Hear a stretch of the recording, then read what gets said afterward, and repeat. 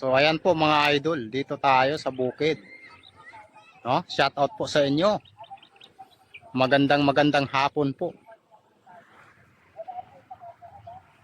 Dito tayo sa kinakanalan natin kagahapon.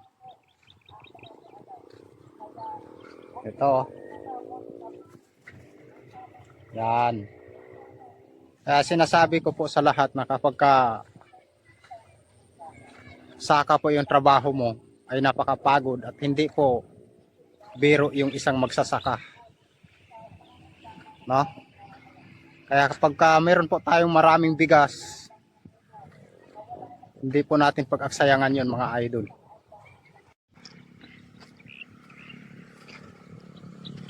Kinakanala natin dito para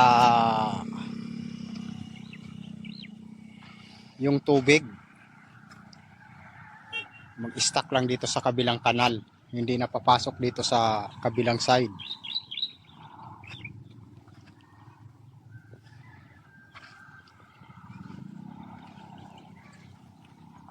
Kasi pag malakas na yung ulan, patag masyado dito mga idol, kaya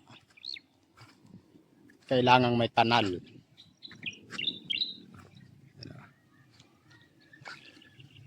Hanggang dulo po yan.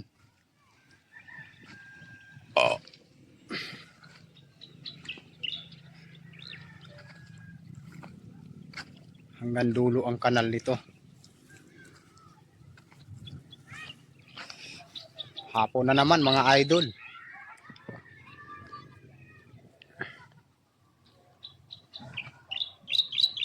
Shout out po sa lahat ng followers ng Manila Boy TV.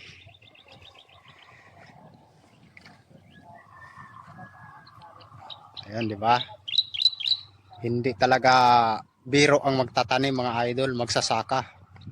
Kailangan mo pang gawaan talaga ng paraan para ka maka-harvest na maganda sa palay. Kung hindi mo gawa ng ganito, malulunod ang palay mo sa tubig, hindi na makabunga ng maayos. Ah.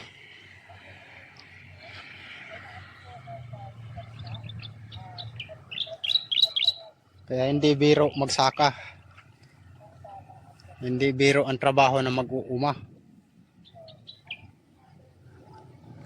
No?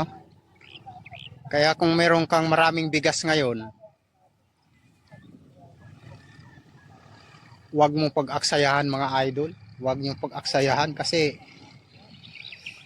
ang pagsasaka ho kasi hindi lang pagod, init pa sobra. Kung minsan aabutan ka pa ng ulan. No? Kaya yan. Yung kabila naman yan yung tinaniman ng munggo dati.